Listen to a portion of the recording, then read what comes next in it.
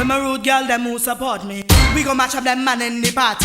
We gon' make them ball out for mercy. All who can handle it when we YouTube. What's up?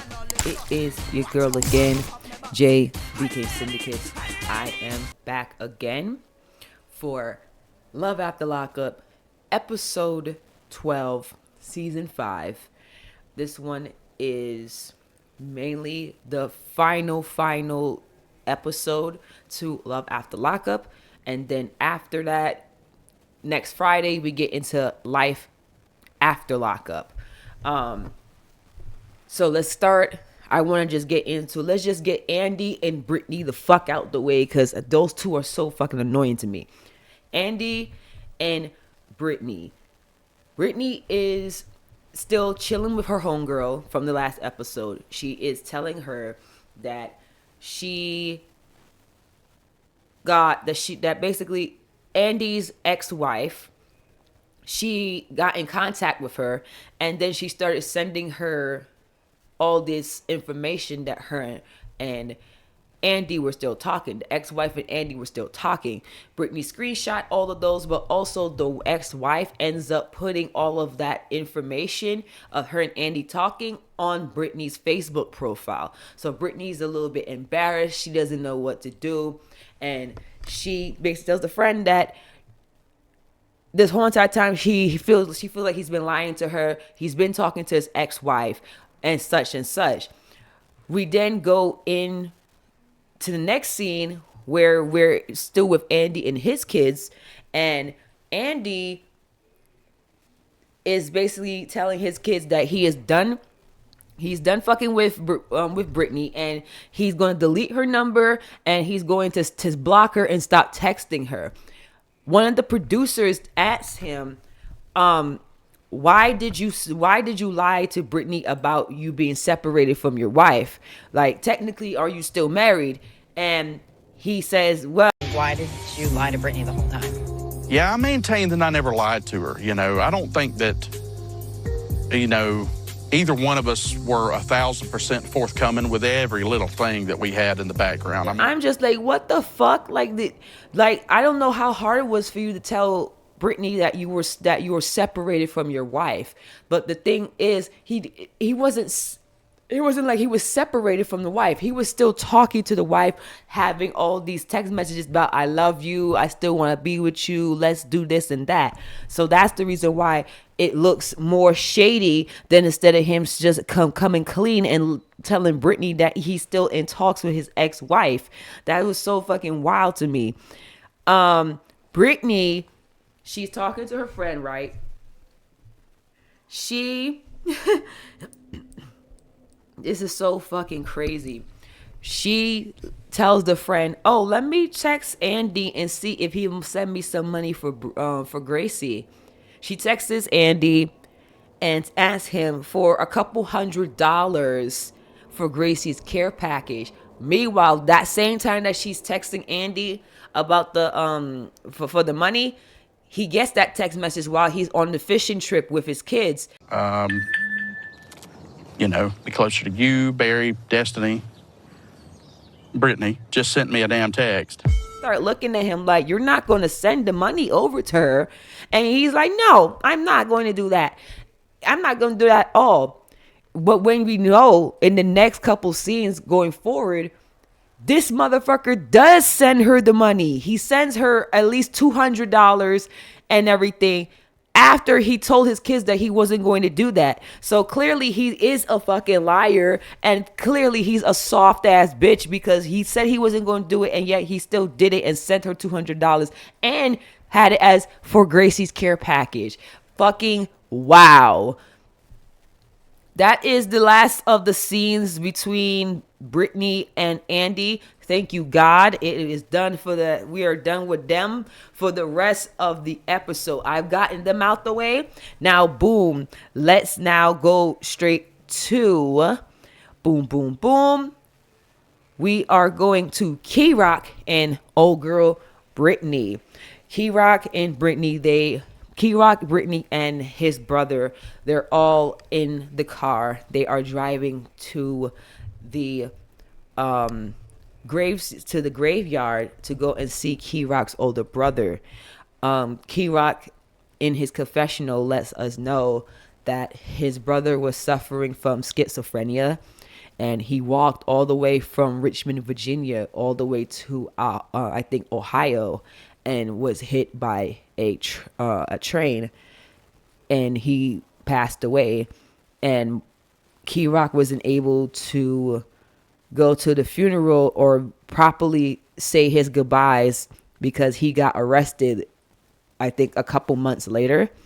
So this is his first time going to see his brother at the graveyard since he's been out, at the gravesite since he's been out, and it's emotional.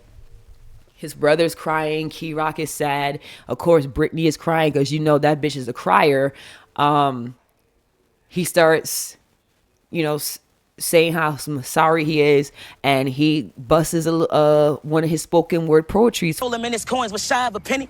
Political individual, still was a thug in the veins. Brown skin and handsome, he can do everything else but sing. He loved mama fried chicken, he was her favorite on days. There, and Brittany and his brother, they all go into a circle and they pray for new beginnings and pray that God gives them the strength to get through this.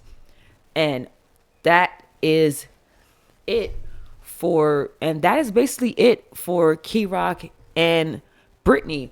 We don't see them at all for the rest of the episode, but we are going to see Key Rock and Brittany in Life After Lockup in the next batch series that's coming up. So this is not going to be the last that we see of them.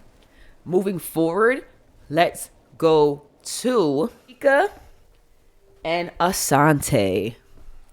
We haven't seen Renika and Asante for the last 2-3 episodes. They were, and if so, it was very, very fucking brief. Renika and Asante calls Renika on the phone. They're chatting it up.